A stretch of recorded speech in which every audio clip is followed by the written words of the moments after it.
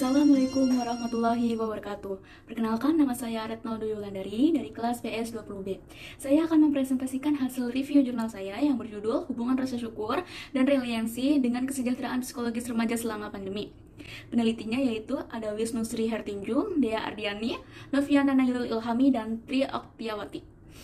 Nama jurnal yaitu Jurnal Psikologi, Jurnal Ilmiah Fakultas Psikologi.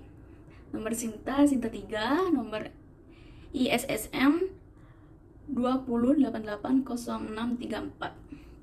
Universitas atau lembaga penerbitnya yaitu Universitas Yudharta Pasuruan. Permasalahan yang terjadi yaitu kebijakan-kebijakan pembatasan sosial selama pandemi yang mengakibatkan munculnya psikologis negatif pada remaja, yang berupa gejala stres, sedih, kecewa, cemas, bahkan depresi.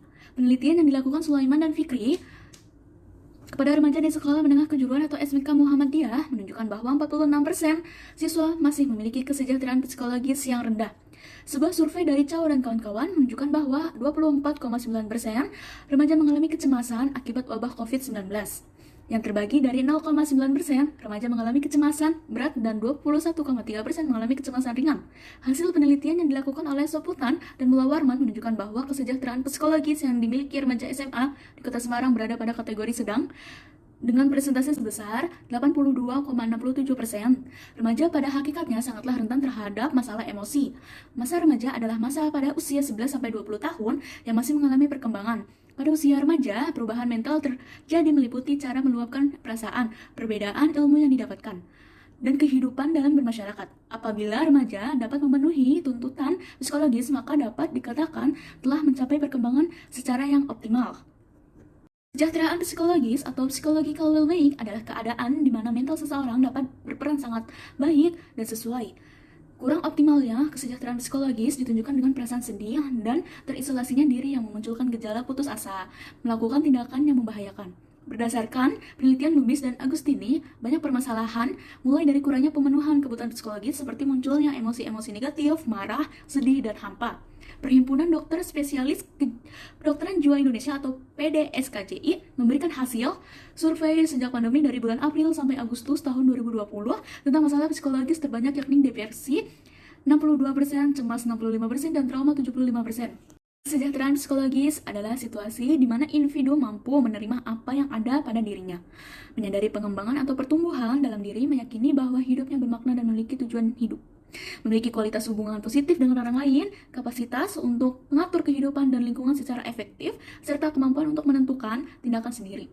Terdapat 6 aspek dalam kesejahteraan psikologis. Yang pertama, perkembangan pribadi. Yang kedua, penerimaan diri. Ketiga, otonomi. Keempat, hubungan positif dengan orang lain. Kelima, tujuan hidup. Yang keenam, pengurusan lingkungan. Faktor-faktor yang mempengaruhi kesejahteraan psikologi seseorang, yang pertama yaitu usia, yang kedua jenis kelamin, ketiga status sosial ekonomi dan latar belakang budaya, yang keempat kepribadian, dan kelima religiusitas. Kesejahteraan psikologis memiliki hubungan dengan perilaku rasa syukur. Perilaku rasa syukur yang tinggi dapat meningkatkan kesejahteraan psikologis individu dan dapat mengatasi stres dengan cara fokus akan hal yang disyukuri. Rasa syukur merupakan salah satu hal yang dapat mempengaruhi kesejahteraan mental. Berdasarkan penelitian oleh Wood dan kawan-kawan membuktikan bahwa rasa syukur menjadi hal yang utama untuk kesejahteraan psikologis. Kemudian ada variabel. Variabel bebas yaitu rasa syukur dan resiliensi, variabel terikat yaitu kesejahteraan psikologis, dan variabel sekundernya itu pandemi. Nah, untuk definisi operasionalnya tuh kesejahteraan psikologis atau psychological well-being adalah keadaan di mana mental seseorang dapat berperan dengan sangat baik dan sesuai. Nah, untuk metodologinya ada desainnya tuh penelitian ini menggunakan metode kuantitatif korelasional, yaitu penelitian yang bertujuan untuk mengungkapkan hubungan antara variabel bebas yaitu rasa syukur dan resiliensi dengan variabel tergantung yaitu kesejahteraan psikologis. Selanjutnya ada analisis statistik. Data yang diperoleh dianalisa dengan menggunakan teknik analisa regresi berganda dengan bantuan SPSS versi 16. Data penelitian ini diperoleh melalui skala psikologis dari ketiga variabel penelitian. Variabel kesejahteraan psikologis diukur dengan Rief Scale of Psychological Well-being. Rief mengatakan terdapat 6 aspek kesejahteraan psikologis. Peneliti mengambil skala dari instrumen yang disusun oleh Revelia berjumlah 45 item. Variabel rasa syukur diungkap menggunakan skala rasa syukur yang disusun berdasarkan aspek-aspek rasa syukur dari Al-Fauzan dengan jumlah item sebanyak 38 item. Variabel resiliensi diungkap dengan menggunakan skala resiliensi yang digunakan yaitu skala CD, RISC Connor-Davidson Resilience Scale disusun oleh Connor dan Davidson yang telah dimodifikasi. Mencakup 5 aspek yaitu kompetensi personal, percaya pada diri sendiri, menerima perubahan secara positif, pengendalian diri, dan pengaruh spiritual. Berdasarkan hasil validitas konten melalui expert judgment, koefisien validitas icon untuk ketiga skala bergerak dari 0,75 sampai 1,00.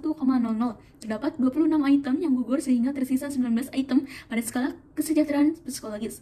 Pada skala rasa syukur, terdapat 21 item yang gugur sehingga tersisa 17 item valid.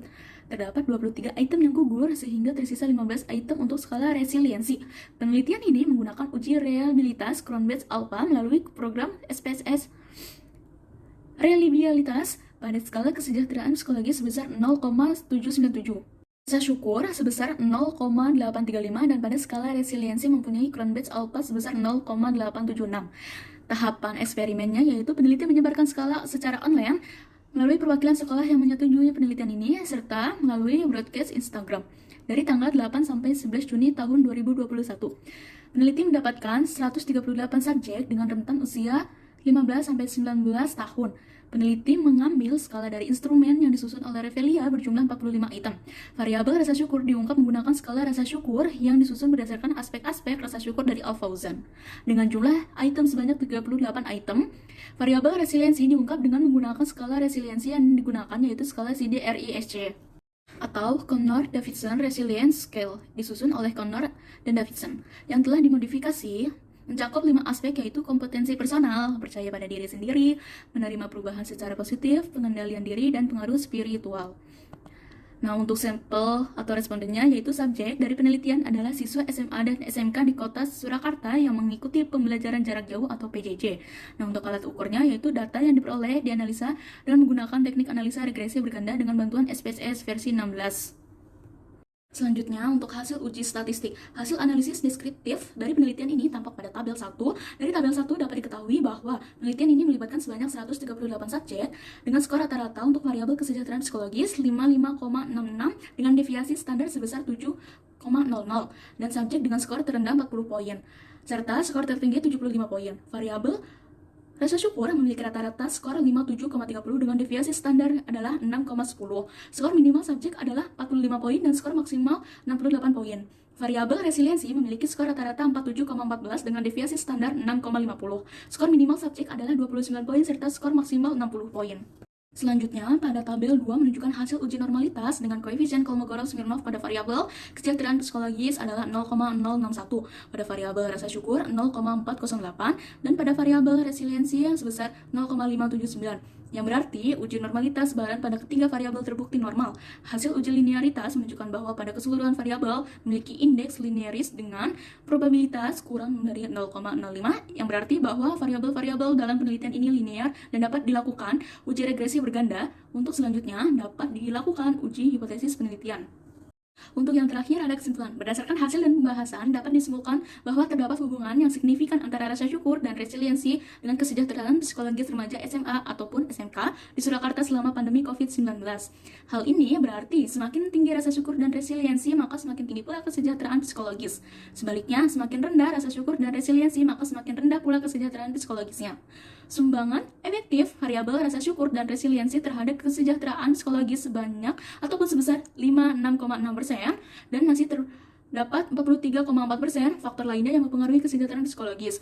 Berdasarkan hasil kategorisasi rasa syukur, resiliensi, dan kesejahteraan psikologis remaja SMA ataupun SMK di Surakarta selama pandemi COVID-19, ketiga variabel tersebut berada pada kategorisasi yang tinggi. Sekian dari saya. Mohon maaf apabila ada kesalahan. Wabillahi taufiq wal hidayah. Wassalamualaikum warahmatullahi wabarakatuh.